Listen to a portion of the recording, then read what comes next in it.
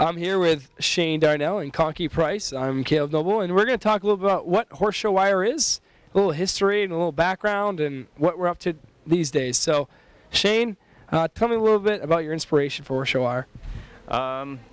In 2010, 2011, I came up with the idea to start to do e-blasts. We were doing them with the company I worked for during the day, and I came up with the idea then and established the e-blast for the Morgans, and came up with the name Horse Show Wire, and that's how we got started. And so what happened after that? You did the e-blast, and then you started an e-magazine and did start doing horse show coverage. So tell me how you kind of transitioned to those things. So yeah, I think you and I started to do gate interviews at New England, and then we did it at Oklahoma. I think it was in 2012. And as the champions were coming out of the gate, we interviewed them, and then we put it into the e-magazine. In fact, USCF chased us down at New England, asking us not to interview the winners as they came out of the gate because they'd not been, shoes had not been measured yet, or feet had not been measured, and it wasn't official yet. And so we had to go back and forth with USCF and said, well, the horses have done the victory pass. It's been announced in the ring. If the shoes are, if they're over legal, you're not going to announce it in the center ring saying, you know, we took the ribbons back. So it was a lot of conversation with the USCF to get them to allow us to do it at the exit gate at New England. So then we got more into doing lots more advertising, and Oklahoma has become a really big deal. Tell me a little bit about what Oklahoma has become in live streaming. So I think it was in 2013, the original live stream provider that did Oklahoma and New England decided to go another direction. So I was working with Mark Case of New England at the time and said, hey, let me see if I can help you out. I'll take care of the live streaming this year. And we teamed up with Seahorse Video, and I think you were there as well. We threw in live commentary, which had not been done in the Morgan shows before. And Conky joined us as well.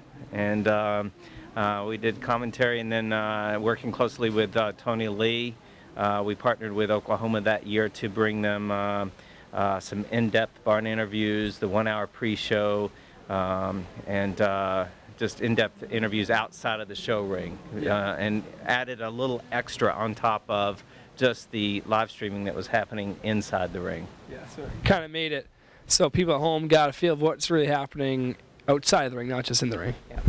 Well, I think that's the beauty of what Horse Show Wire does. The backstories people love, and for example, when Larry Boland would come on, and oh, you know, Peggy Clark and Harry. Oh, I just tear up when I think, you know, we had some wonderful interviews with Harry, and it gives it that extra dimension. And then I also really enjoyed the, you know, the outgate interviews because people are just over the moon. They've just won, and it's the, you know, there's energy on several levels, and I think the extra dimension of a video really brings it home to, you know, the people over the live stream that can't be at the horse show, or they can preserve it and they can watch it over and over again. So it's a great idea. I thank you.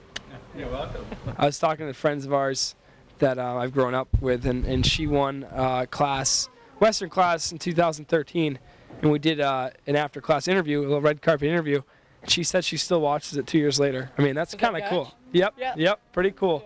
Yeah, and I think you guys interviewed Sandy Sussink the first year we were doing it, and you did commentary over the equitation class. She got home, and a girl who lives in her area saw the interview, called her, and bought a horse through her because of the interview, and is still a client of hers today. Wow, I didn't know that. That's pretty impressive. Well, and then the year at Oklahoma, or, I'm sorry, at New England when we had Facebook Live, I think it was the second year when you made it happen in real time. It was so much fun answering people's questions, and I think one year here we had someone from Australia that said, you know, that spoke to us on Facebook in real time and said, you know, I'm in Australia and this is just terrific and thank you so much. And they asked some questions and they said, could you please ask the equitation person or the hunter person about this particular thing? And we did, and we answered them on Facebook. So it adds a wonderful dimension. It really does. And so now I've been getting questions about the live stream this year. So can you explain to me what's the format for the live stream this year, and like our hosts and our partners that we have for Horse Show Wire this year? Sure. So as you know, the last 2 years, our last 3 years, we've been doing the live streaming. We've gone after and tried to get partners to come forward and help. We sell their commercials on air and to help pay for some of this. But unfortunately, all the extra interviews that you see, everything outside the ring that you see adds another dimension and extra cost to the show. Along with having multi-cameras in the ring, switching back and forth where we're just not following one horse around the ring. You have to hire staff to do that, plus you have to pay their travel expenses to get here. I think between us and Richfield here at this show, we probably have 40 staff members that had to travel in. That's salary, that's hotel, that's airfare, that's rental cars, that's food expenses, and then we're paying for the bandwidth, and you're paying for camera equipment and shipping the equipment. We're north of $50,000 to $100,000 to put on a production like this. Behind us, you see the sign for some of our partners that stepped up again this year. We sell commercial spots with banners starting at $300. Most expensive spot you can buy is $5,000. Not many people step up at that level. We had approximately 15 sponsors, or not sponsors, but partners come back this year. It didn't begin to cover the $50,000 to $100,000 north cost. So there's still a difference between what we can raise commercially through advertising and what it actually costs to do this.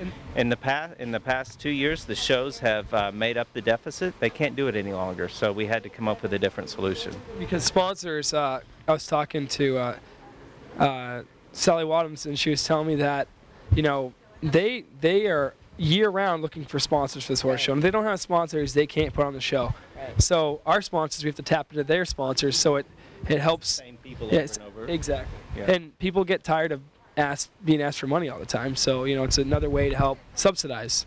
Well, and then those of us, for example, you know, I've got 2 projects that I'm working on, you know, raising funding. One is for a handicap riding program that has a little mare who has a cancer lesion on one of her eyes, and to do the surgery at the University of Florida is going to be $3,500. And so, you know, we're trying to put together fundraising for that. And then we've got another gal that competes in carriage driving, and she's shown here, Susie Stafford, and she's going to Austria and represent the world with a Morgan mare, and she is top, and could easily be an ambassador for the United States and for Morgan's, and it costs her $35,000 to go over. So, you know, the horse business it's just expensive, but there are wonderful, generous people who support it, and we love you. Thank you. And in no way do we not appreciate everything that's all people that do everything for us, the partners and the people that pay for the live stream. It's like, you know, we really appreciate it. Right. And back to the sponsor topic, Caleb and I were filming the AMHA town meeting earlier today, and Mark Stenke came up with a very good point about sponsorships and becoming involved with the Morgan breed. A lot of people, and it's not right or wrong, they're able to attend a show and go home, and they have busy lives, but it takes volunteers to put on the show to get sponsorships. If you just paid your entry fees and showed up at the shows, would be no way the shows could have a horse show. They did a study in one of the Midwest shows. If they took away all the show sponsorships, this was just a standard Class A show, and just started charging back, broke even based on entry fees. Entry fee per class at a Class A show would be $700 without the sponsorships. So it's the same people over and over that the shows are going after, but if they didn't, we wouldn't be here today. The moral of the story is we do really appreciate everything that's happening, and it's really exciting just to be a part of something that's new and different. People really appreciate it because they can look back and say, hey, you know what they did was really special. That interview that they did with Harry Sebring, we've done a bunch of interviews with Harry Sebring that now we can replay back in victory passes and so many memories. We started doing Best Performance in 2011. We've had 4 winners here at Oklahoma. This year we're putting a little different spin on it, where you vote during the week here at Oklahoma for your favorite performance here. We're going to announce the top 25 Saturday evening after the last class. Then they can go then they can go to our e-magazine that's coming out the 15th of November and vote for the best performance of the year based on the top 25 from Oklahoma. December 1st, we'll award the best performance and a check for $1,000. And all this is done through horseshowwire.com, right? Okay. So we, people with, the horses need to rah-rah the troops, and the troops to get online and first nominate the horse and then get behind the horse and have the votes come in like Dancing with the Stars, et cetera, et cetera. So this is our reality show for Horse Show Wire. It doesn't have to be a show horse either. It could be any division. Any division here at Oklahoma, any division, any rider, eck rider, reining, over jumps, dressage, whoever gets the most votes. So, I mean, go to horseshowwire.com and put in your votes. Someone stopped me earlier and was like, no, I think they're asking me a little bit about it, and they're like, should I put my horse in for best performance? I was like, of course. I was like, you have nothing to lose, and you have only something to gain. Yeah. $1,000. That's not bad. So you guys kick off championship weekend today. Yeah. We were in the barns and the makeup rings, and we were rah-rah, welcome to championship weekend, and people are very, very excited. It's just going to be spectacular. It really is. It's good to be here. It's good to be with friends and family. And the theme of this week that talking to everybody is homecoming. You know, and it's real special and a special place to be. And I feel sorry for people that are home because they're really missing out this week. I'm glad to be here. I love you guys. Mwah. Mwah. Thank you, Conky. Thank you. All right. So enjoy the rest of the weekend and thanks for listening. Yeah, have fun. Thank you. Yay.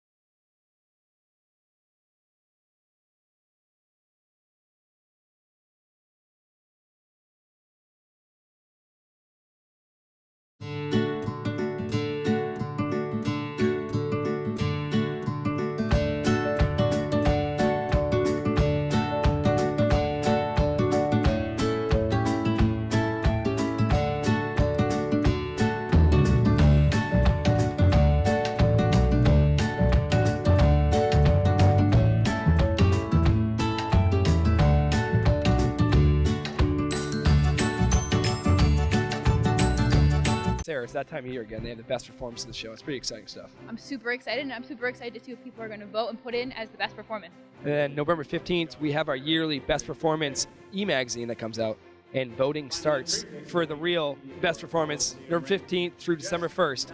And then the winner on December 1st will be announced. And how much money are they going to win? They win $1,000. That's pretty exciting. That's pretty cool. So casting votes, you might be able to win $1,000. And if you think a horse can win, do it. I would want to win $1,000, wouldn't you? Yeah, I definitely would. So get your friends on and start voting. And your top 25, you're in the running for the money. The Morgan Weanling Gala, showcasing the future of our Morgan breed. The only event in the nation focused on weanlings, their sires, and their breeders, with the largest single-class payout in the Morgan world. History has proven the Morgan Weanling Gala showcases not only the top weanlings, but also the show ring and breeding stars of the future. And now, you can join these great stallions as we look to the future. Be a part of the Morgan Weanling Gala.